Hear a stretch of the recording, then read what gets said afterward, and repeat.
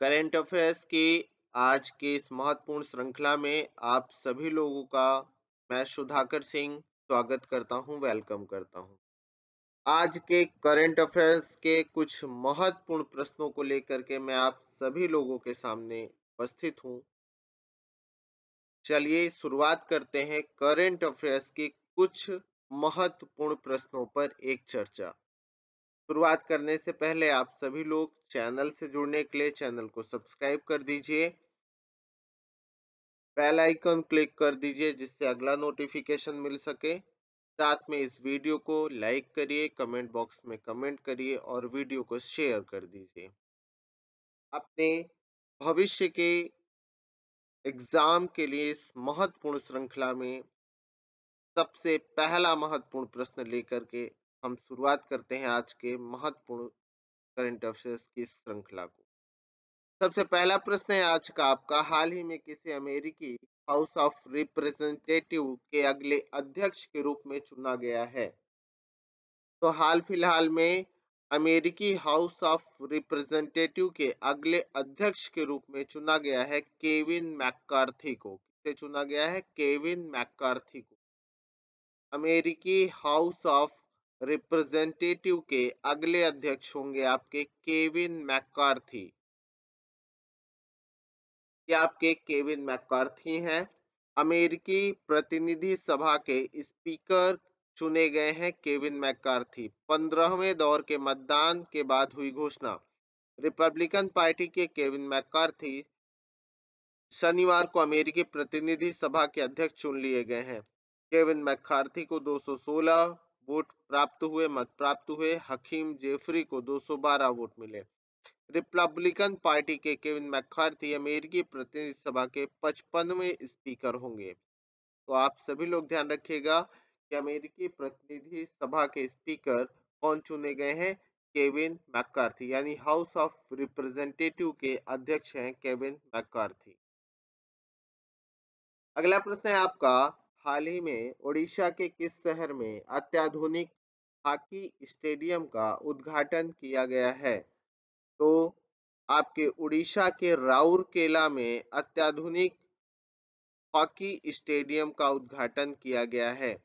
उड़ीसा के किस शहर में आपके अत्याधुनिक हॉकी स्टेडियम का उद्घाटन हुआ? तो फ्रेंड्स आप सभी लोग ध्यान रखेंगे कि यह उद्घाटन हुआ है, बच्चों ध्यान रखना है, राउरकेला में। कहाँ हुआ है?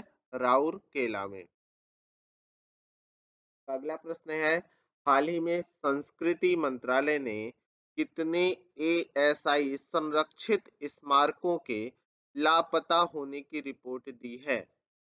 तो हाल फिलहाल में संस्कृति मंत्रालय ने आपके एएसआई संरक्षित स्मारकों के लापता होने की रिपोर्ट दी है, जिसमें उन्होंने 50 स्थलों के स्मारकों के लापता होने की बात कही है। कितने?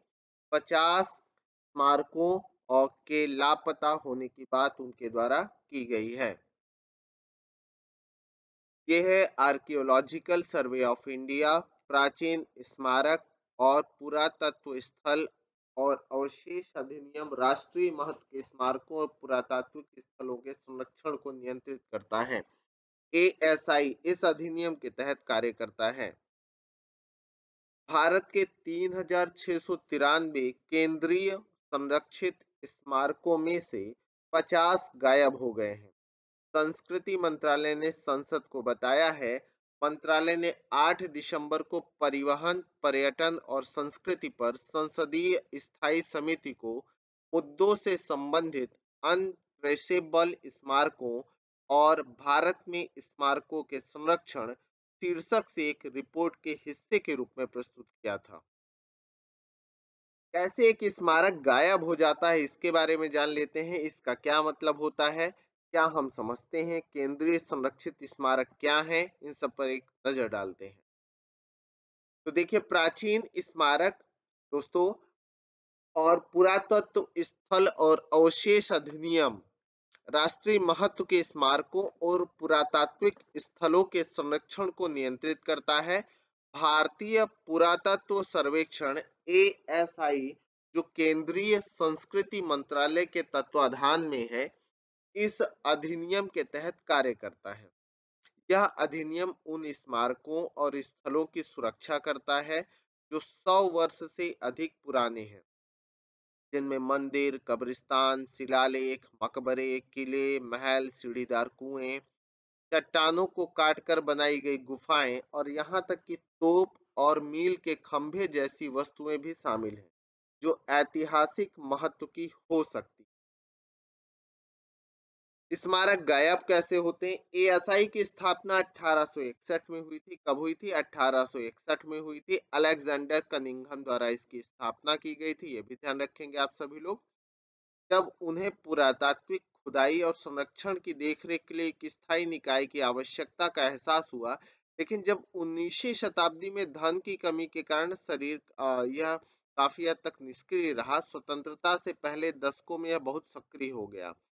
अधिकारियों ने द इंडियन एक्सप्रेस को बताया कि 1920 और 30 के दशक के दौरान 50 के दशक तक संरक्षित स्मारकों का एक बड़ा हिस्सा एएसआई के अधीन ले लिया गया था। लेकिन आजादी के बाद दशकों में क्रमिक सरकारों का ध्यान विरासत की रक्षा करने के बजाय स्वास्थ्य, शिक्षा और बुनियादी ढांचे पर था। अधिकारियों ने कहा विरासत के दायरे में भी उद्देश्य संरक्षण के बजाय अधिक स्मारकों और स्थलों को उजागर करना था। इसलिए एएसआई के अधिकारियों ने कहा शहरीकरण, बांधों और जलाशयों के निर्माण, यहाँ तक कि अतिक्रमण जैसी गतिविधियों के कारण कई स्मारक और स्थल खो गए हैं। और इन्हीं स्थलों को 50 स्थल इसने बताए हैं कि जो गायब हो गए हैं, यानी समाप्त हो गए हैं, खो गए हैं। तो कुल मिलाकर के शहरीकरण, बांध, जलाशय निर्माण, अतिक्रमण आदि के कारण इन 50 स्थलों को और सरकार की थोड़ा सा ध्यान ना देने के कारण ही ये स्थल आज हमसे दूर हो चुके हैं। ठीक है, तो आप सभी लोग दोस्तों सारी बातों को ध्यान रखेंगे। आपका अगला प्रश्न है हाल ही में किसने अपनी नई किताब क्रांतिकारी का विमोचन किया है? तो क्रांतिकारी किताब का विमोचन किया है संजीव सान्याल ने। किसने किया है?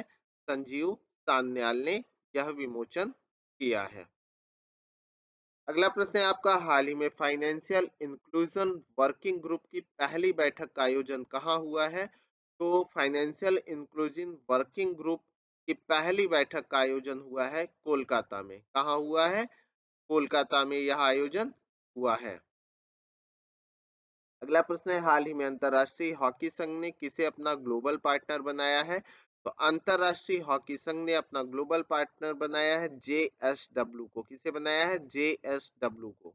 थोड़ा सा विशेष रूप से देखते हैं।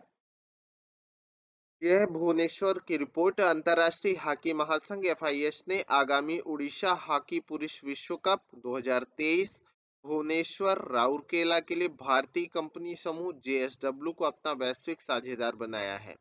तो हॉकी पुरुष विश्व कप 2023 भुवनेश्वर राउरकेला के लिए जेएसडब्ल्यू को अपना वैश्विक साझेदार अंतरराष्ट्रीय हॉकी महासंघ के द्वारा बनाया गया है।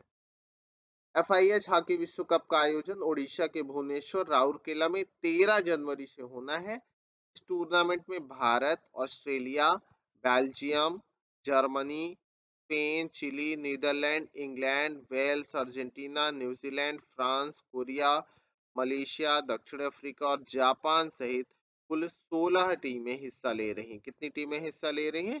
16 टीमें हिस्सा ले रही हैं, जो आपके उड़ीसा के राउरकेला में 13 जनवरी से अंतरराष्ट्रीय पुरुष हॉकी विश्व कप शुरू हो रहा है। आपका अगला प्रश्न है हाल ही में किस लेखक ने ओडकुज्झल पुरस्कार जीता है? तो ओडकुज्झल पुरस्कार जीतने वाले हैं आपके अंबिका सुथन मंगड़। कौन है? अंबिका सुथन मंगड़ एक प्रसिद्ध लेखक हैं, के बारे में देखते हैं। यह है आपके Ambika Suthan Mangad is an Indian Malayalam language writer. याद रखिएगा, एक मलयालम लेखक है। आप सभी लोग ध्यान रखेंगे। He was a professor of Malayalam at Nehru arts and science college Kannargarh. His literary contribution range from short stories to novels in Malayalam. He has written more than 40 books. लगभग 40 किताबें इन्होंने लिखी हैं, यानी मंगड़ जी ने। विशेष रूप से ध्यान रखना है, इन्होंने लगभग 40 किताबें लिखी हैं और ये अक्टूबर 1962 में इनका जन्म हुआ है, 12 कासरगोड डिस्ट्रिक्ट में, ठीक है। मलयालम लेखक है, ध्यान रखना। आपका अगला प्रश्न है, हाल ही में किस देश ने सीमा पार से आने वाले लोगों के लिए नया कानून बनाया है? तो सीमा पार से आने वाले लोगों के लिए नया कानून बनाया है आपके अमेरिका ने नया कानून बनाया है, अमेरिका ने नया कानून बनाया है। नेक्स्ट क्वेश्चन है आपका, हाल ही में किसने भारतीय सेना के लिए low smoke superior kerosene oil launch किया है? तो low smoke superior kerosene oil launch किया गया है बीपीसीएल के द्वारा। किसके द्वारा लॉन्च किया गया है? बीपीसीएल के द्वारा लॉन्च किया गया है, और किसके लिए? भारतीय सेना के लिए। नेक्स्ट क्वेश्चन है आपका, हाल ही में तकनीकी सहायता के लिए हिंदुस्तान कॉपर ने किसके साथ समझौता किया है?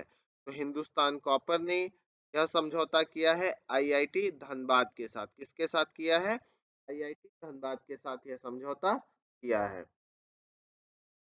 आपका अगला प्रश्न है, हाल ही में 2021 के लिए सर्वश्रेष्ठ पुलिस इकाई का पुरस्कार जीता है?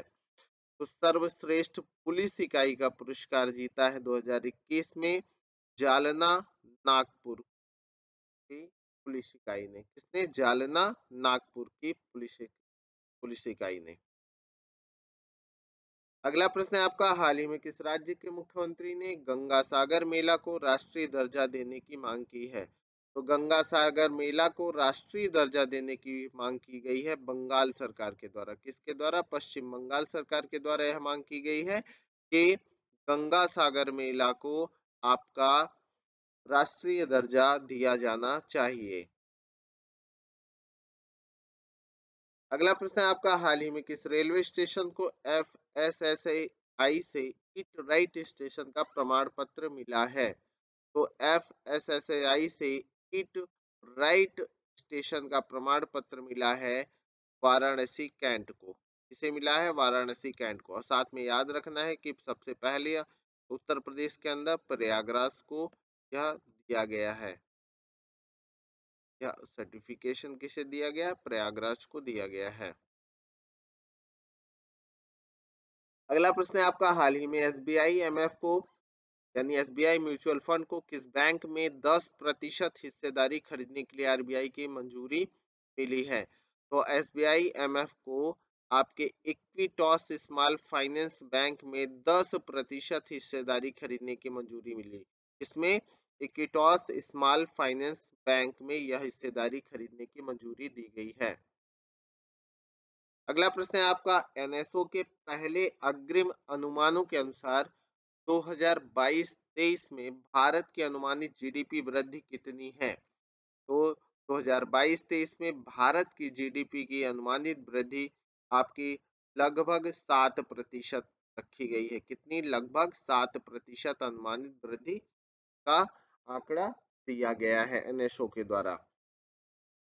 तो ये आज की कुछ महत्वपूर्ण इंपॉर्टेंट प्रश्न रहे। दोस्तों वीडियो को जरूर लाइक करिए, शेयर करिए, कमेंट बॉक्स में कमेंट करिए। साथ के साथ चैनल से जुड़ने के लिए चैनल को जरूर से जरूर सब्सक्राइब करिए और बेल आइकन क्लिक करिए। ठीक है, अग्रिम वीडियो के साथ जल्दी ही करंट अफेयर्स के नए वीडियो के साथ मिलते हैं। Have a good day, good luck, bye bye. साथ के साथ आप किसी भी विषय की तैयारी कर रहे हैं, कंपटीशन लेवल पर किसी भी कंपटीशन की तैयारी कर रहे हैं, तो चैनल के साथ जरूर जुड़िए। तो मैं सुधाकर सिंह आप सभी लोगों से विदा लेता हूँ। Have a good day, good luck, bye bye.